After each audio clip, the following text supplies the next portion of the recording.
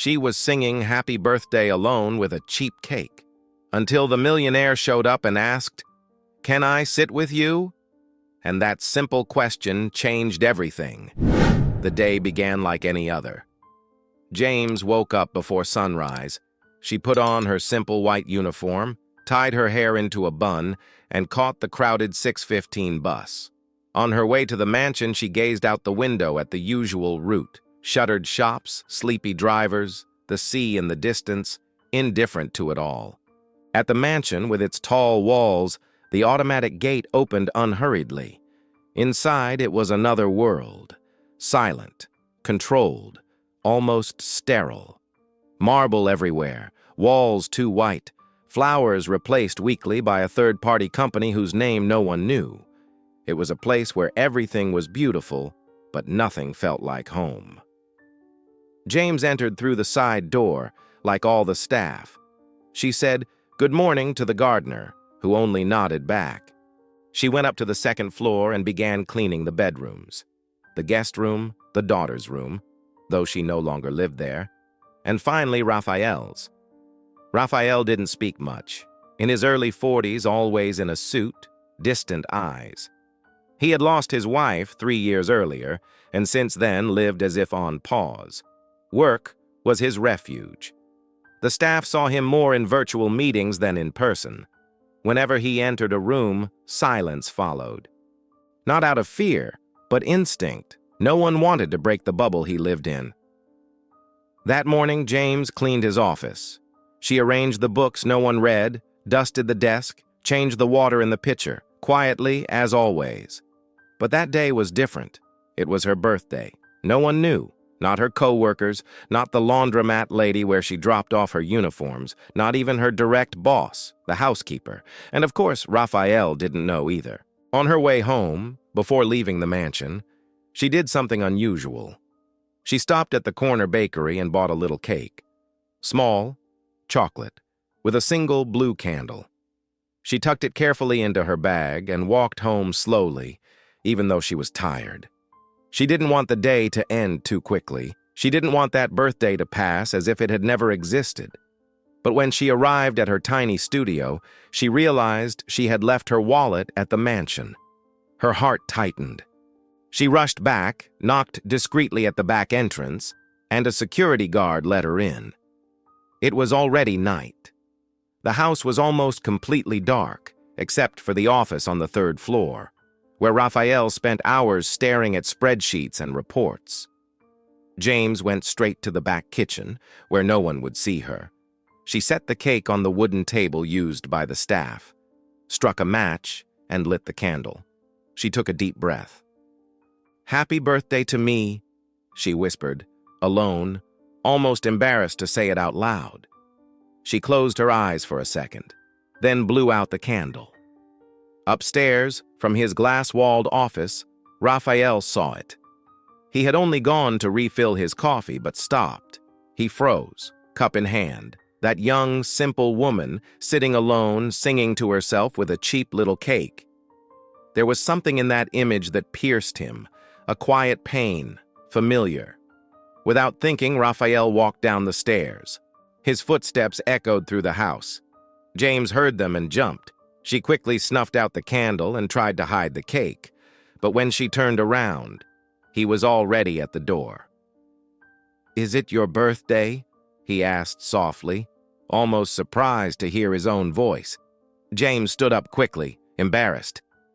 "I'm sorry, sir. I just came back for my wallet. I didn't mean to bother you." Raphael stepped closer. Then again. He stopped in front of the table, looked at the cake. Small, homemade, the frosting slightly melted at the corner. "May I sit?" She hesitated, then nodded. He pulled out a chair. "It's a nice cake. May I?" She blinked, confused. "A piece," he said, almost smiling. With trembling hands, James cut a slice, placed it on a simple saucer, and handed it to him.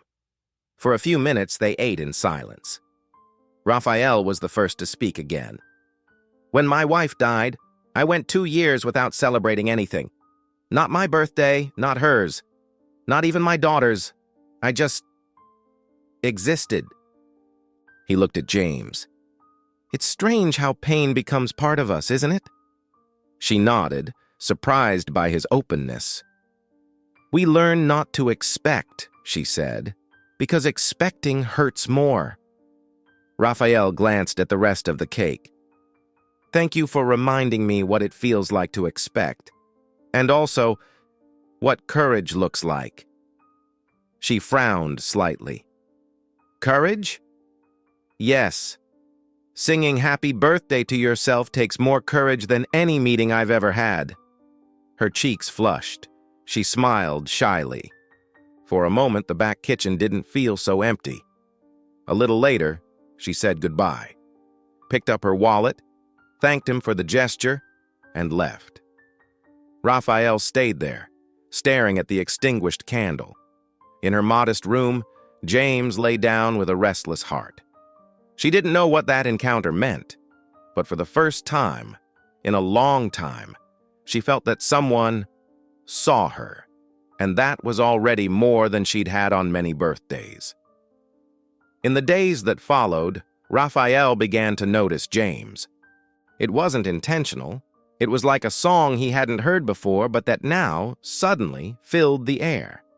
He first noticed the small gestures, the way she aligned the edges of the pillows with almost devout precision, how she dusted the shelves calmly, without rushing, touching each book as if she knew stories had value.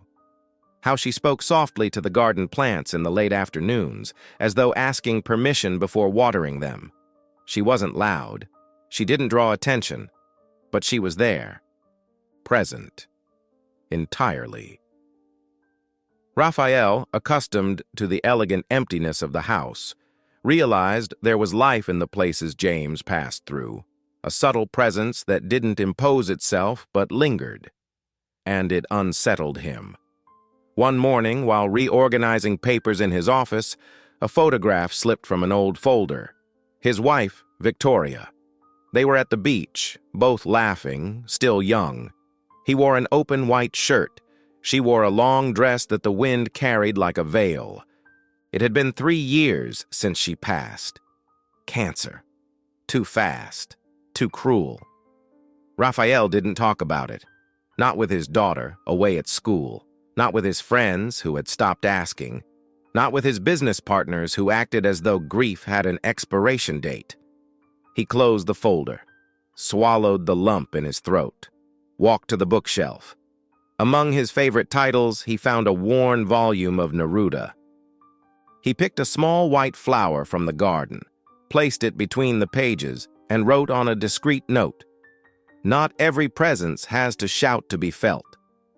He folded the paper, tucked it inside the book, and left it on the service counter, where James always passed first. She found the book that afternoon, recognized his handwriting, didn't know how to react. She looked around. No one. She opened it carefully. Read. The flower slipped into her lap. Her heart raced. She wasn't naive. She knew how the world saw women like her. She knew a man like him could just be passing time or exercising power. She knew what could happen to a woman who dared to dream on someone else's ground, but she also knew how to read intentions, and that gesture didn't feel like desire. It felt rarer. It felt like care. Even so, she spent the following days avoiding him. She walked hallways when he wasn't there, rushed tasks to avoid crossing paths, stayed in the back of the house, where the sun reached and no one paid attention. But Raphael noticed. Late one humid afternoon, James went to the garden. The sky was amber, and the leaves moved slowly, as though even the wind was tired. She knelt near the hydrangeas and began pulling weeds. She heard footsteps behind her. She didn't need to look. "I thought you had disappeared from the house," he said lightly. She didn't answer right away. Kept her hands in the dirt. "I'm just doing my job, sir." "Raphael," he corrected. She finally looked at him. "You shouldn't be here." "But I am." She sighed, sitting back on her heels. "Why the book?" He hesitated, then answered frankly, "Because you reminded me there's still beauty in small things, and that there are still people who look at the world with kindness. I had forgotten that." She looked away.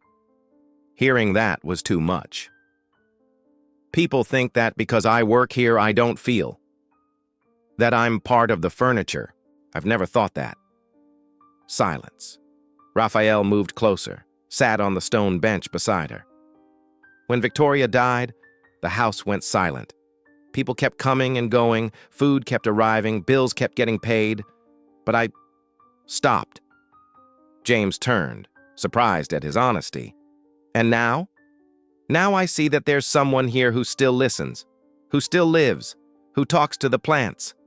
And I want to remember how to do that again." James swallowed hard. The breeze stirred loose strands of her hair. There was a tension in the air, but it was a sweet one.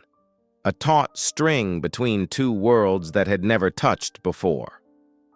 "I don't know if I can be that kind of person for someone," she said. "I'm not asking for anything. I just wanted to talk. Maybe tomorrow you can tell me which plant you like most." She smiled almost involuntarily. "The bougainvillea, but they don't like too much water." Raphael smiled too. "Then tomorrow I'll come learn about the others." She stood, wiping her hands on her apron, looked at him once more, unhurried, then walked back inside the house. He stayed there, alone. But for the first time in a long while, he didn't feel alone. First came the looks, discreet, but held too long. From employees who had barely noticed James before, but now watched her with a mix of curiosity and judgment. Then came the whispers. In the laundry room, the kitchen, the service hallway, half-finished sentences, stifled giggles. "She acts like a saint, but I bet he's already sent her flowers. Give it time and she'll be the lady of the house." James pretended not to hear, but she heard everything. She wasn't naive. She knew how these stories spread. One gesture outside the script, a look, a note, a conversation in the garden, and suddenly everything took on a different tone. She was no longer just an employee. She was a threat, a mystery, a target, and the worst part, it reached ears outside. "Have you lost your mind?" one of Raphael's business partners asked during an informal meeting at the office. "Are you really getting involved with an employee?" Raphael lifted his eyes from his laptop screen. "I don't usually comment on my personal life, Richard. But this part of your life is already gossip. The whole house is talking, and now it's made its way here. Do you have any idea what this could cause?" Raphael took a deep breath.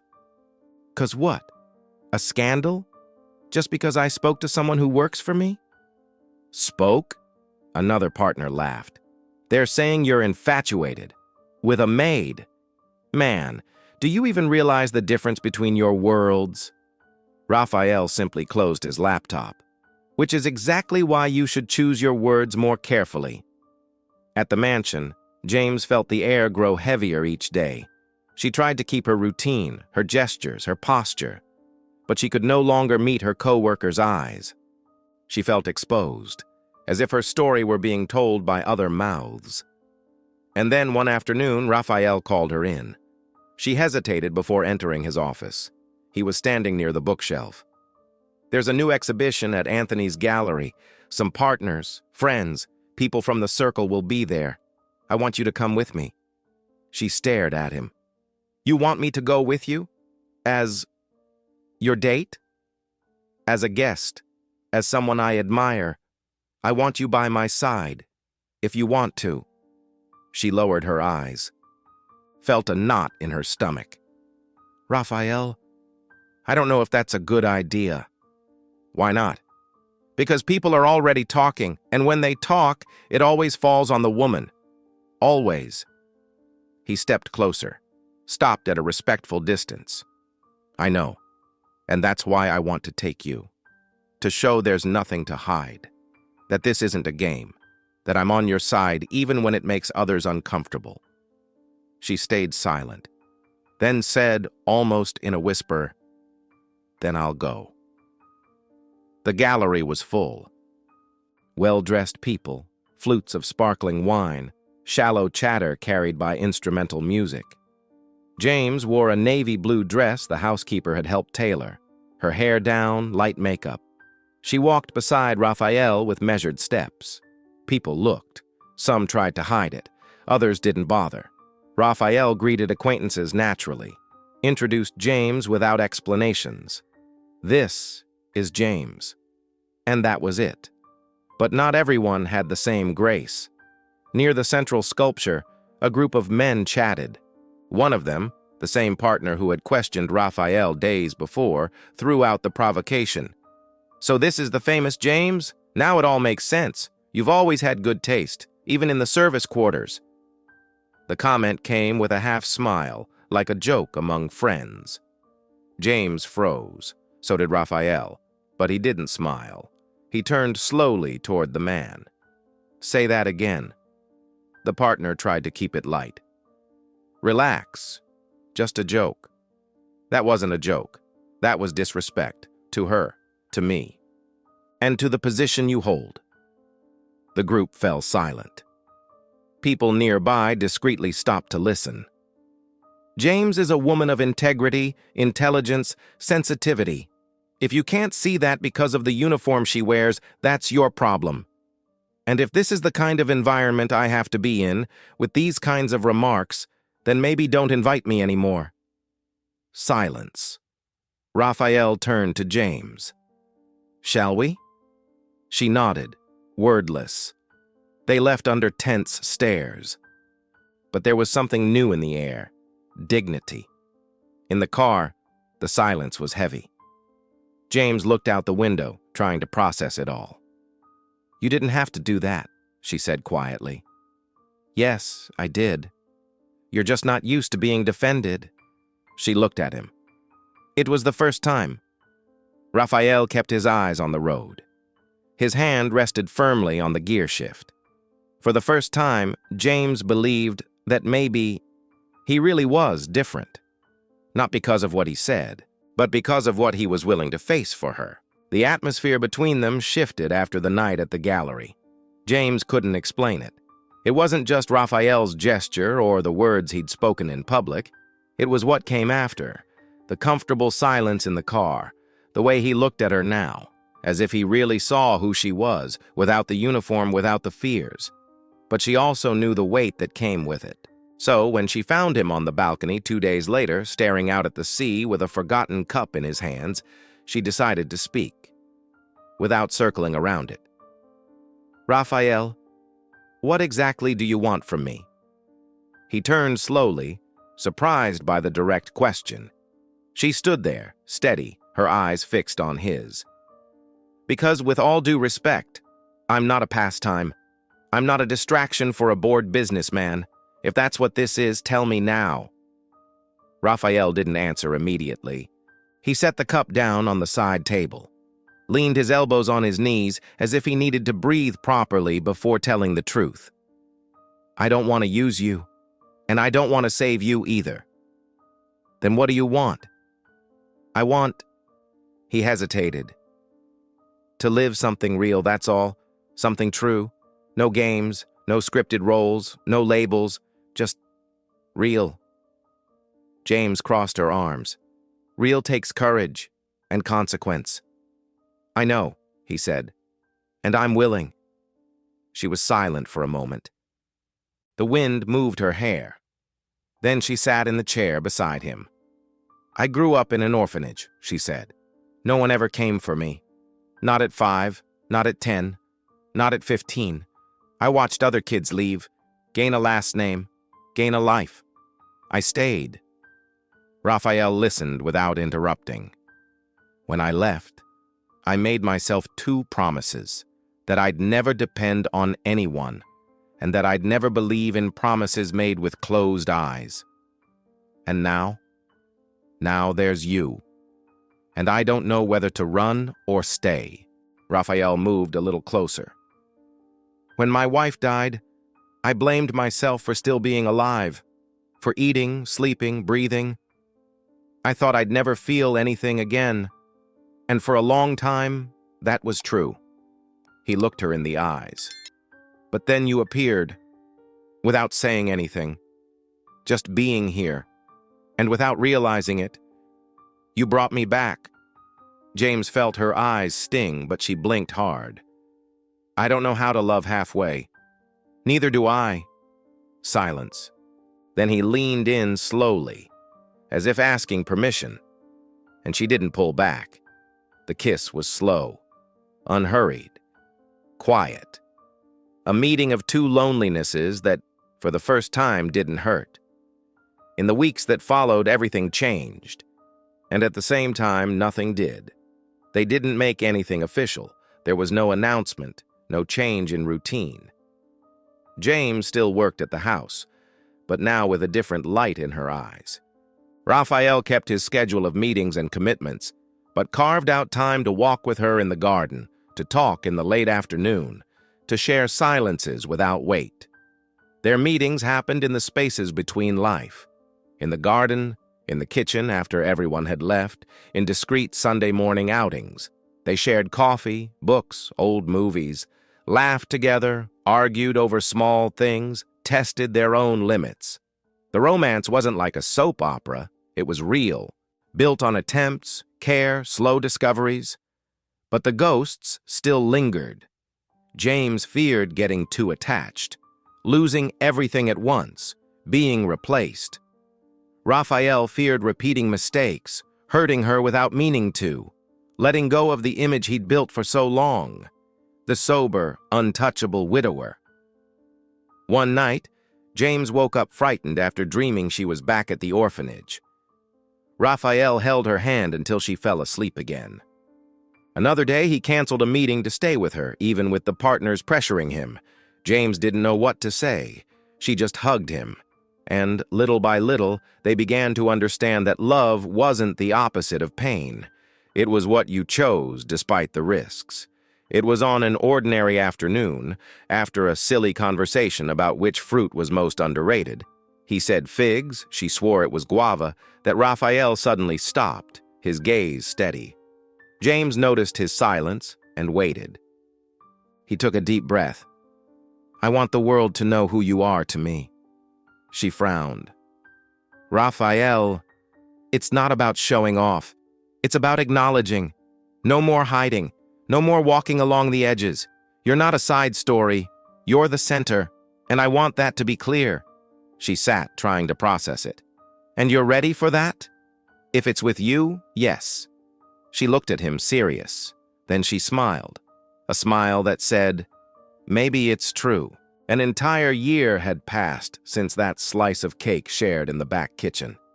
So much had changed. James now lived in the mansion, not as an employee, but as Raphael's partner. She still carried the same delicacy in her gestures, the same care in the details. She remained reserved, never flaunting, never demanding space, but occupying it naturally. Some accepted it. Others turned up their noses. But she had learned not to care so much about the looks. The people who needed to know already knew. And Raphael, true to his promise, never hit her again. Yet even with all that, the old fear still lingered, especially when September approached, the month of her birthday. James never liked waiting. Waiting reminded her of the orphanage, of birthdays that passed unnoticed, of promises made and never kept. That morning, she woke early. Raphael had already left, leaving only a quick note about an important meeting. No mention of the date. Everything pointed to him having forgotten. She said nothing, didn't complain. Took the bus to the city center, where she still worked a few afternoons a week on a literacy project. She helped other women who, like her once, had been invisible. She came home at the end of the day with her heart heavy, not because of the gift or the lack of a party, but because of the absence of a gesture. The mansion's entrance lights were off. She thought it strange, but didn't want to bother anyone. She carefully opened the front door. Everything was quiet. She took a few steps, and then lights. So many lights, shouts. Surprise! She jumped back, startled, but then she recognized the faces. Friends from the neighborhood, old companions from the orphanage, house staff, all smiling, gathered in a simple and beautiful decoration filled with flowers and hanging lights. At the center of the room, a cake larger than last year's, much larger, with a golden candle. Beside it, a table with mementos of her story, photos, old letters, even a children's book with her name handwritten on the inside cover. James brought her hand to her mouth. She was in shock. "How?" she managed to ask. Raphael appeared behind the crowd, wearing a white shirt with the sleeves rolled up, a smile almost shy. "I only asked you not to expect, but I never said I'd forgotten." She went to him, eyes already brimming. "You did all this?" "With help. But yes, it was important to me that you felt surrounded, not alone." She hugged him tightly, couldn't hold back the tears. The music began. Conversations resumed. The room filled with life. James floated among the guests. She received hugs, notes, childhood stories. One orphanage friend, now a father of 3, recalled how she always shared her bread with the younger kids. Another remembered how James used to invent happy endings for the saddest stories in the library. She smiled at every memory. But her heart knew something more was coming. And it did. In the middle of the party, Raphael picked up the microphone, climbed onto a small improvised platform, and called for everyone's attention. "Good evening." The chatter stopped. All eyes turned to him. I've never been one for speeches, or for exposing myself, but today is different. He looked at James, who stood at the back near the table. "A year ago, I saw an incredible woman sing happy birthday to herself alone in a dark kitchen. And it broke me, because I realized her loneliness looked too much like mine." He paused. "Since then, she has taught me what presence means, what silent affection means, what strength without shouting looks like." James felt her chest race. She no longer tried to hide her tears. "And tonight, before all of you, I only have one thing to say." Raphael stepped down from the platform, walked to her slowly, knelt before everyone.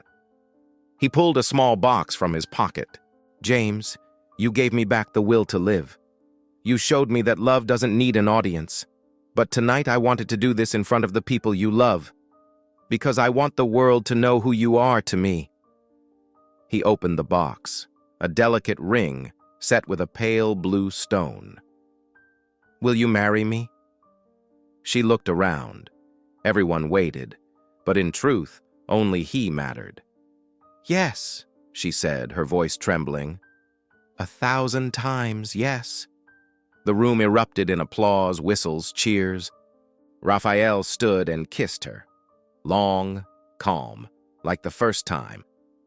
Hours later, when the guests were leaving, James and Raphael remained on the balcony. The sea below reflected the moonlight. The breeze was gentle. They held hands in silence. "You know what's the craziest part?" she said. "What?" "I didn't want to expect anything, and still you managed to surprise me."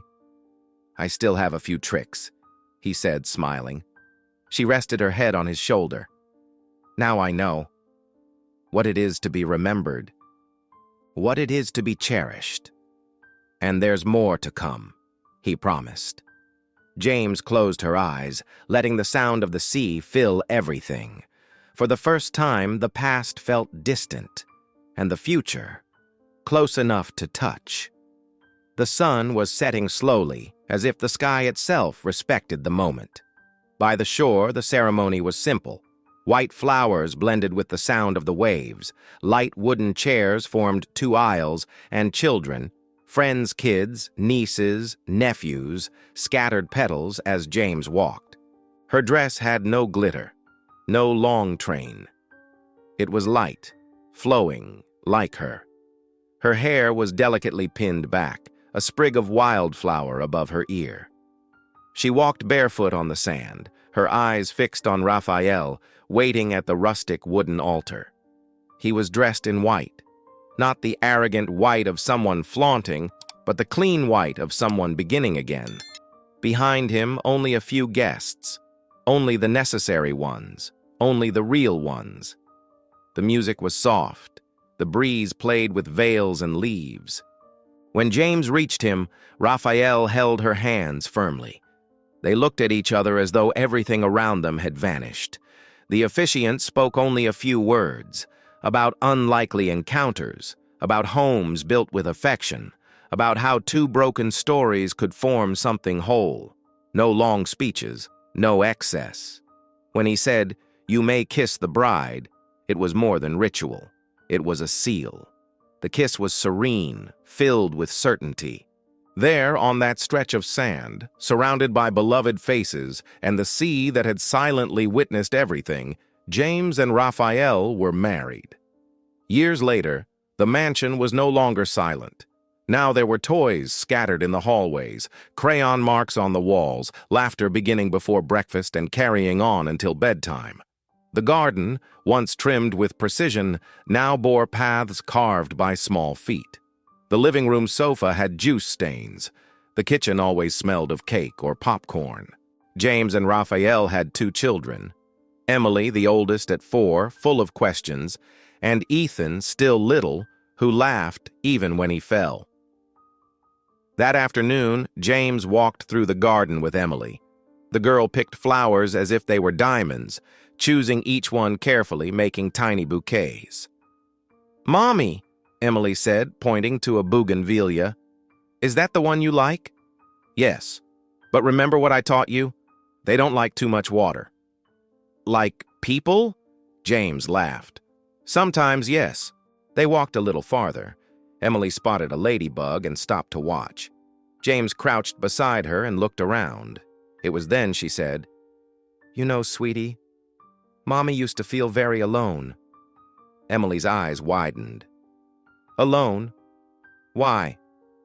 "Because before I met Daddy, I didn't have a family. No house with laughter, no smell of cake, no hug before bed." "And now?" James smiled. "Now I have all of that. And I have you. Now Mommy knows what it means to have a home." Raphael appeared soon after, carrying Ethan in his arms. The boy flailed his arms like he wanted to fly. Raphael glanced across the garden, saw James sitting with Emily, and smiled. He walked over, kissed James on the forehead. "Were you two talking bad about me?" he teased. "Only good things," James replied. He sat beside her. Emily climbed onto his lap. Ethan laughed loudly, and the breeze carried the smell of cake baking in the kitchen. At the end of the day, the family gathered at the table. The house full once again. James switched off the lights for a moment. "Ready?" "Yees!" the children shouted. She lit the birthday cake candle. It wasn't a cake bought in a rush. It wasn't eaten in secret in a service kitchen. It was a homemade cake, frosting uneven, colorful sprinkles, and Emily's name written in icing. They all sang together. Voices echoed through the room. There was joy, movement, belonging. When Emily blew out the candle, Ethan clapped his little hands excitedly. Raphael pulled James closer. She looked around, eyes shining. In that moment, everything felt right. After the cake was cut, James paused for a second. She looked at the crowded table, the messy plates, the half-filled glasses, the small hands reaching for the most decorated slices. She felt something inside her chest. It wasn't longing, it wasn't pain, it was wholeness. Raphael leaned his head against her shoulder. "Remember your first cake here?" "I never forgot," she whispered. "And now?" She smiled and said, "Now I know what it means to have a home." And so, among simple flowers, familiar voices, and the light of a candle that no longer needed to be lit alone, James lived what she once thought impossible. She was no longer invisible, no longer alone. She was part of something whole. And in that home, filled with laughter, love did not shout. It lived there, in every gesture, in every detail, in every slice of cake shared. And you? Have you ever lived a moment when you finally felt seen, like James? Share it in the comments. I'd love to read your story. If this story touched your heart, leave a like and subscribe to the channel. That way, more people can also be reminded that no one deserves to live invisible.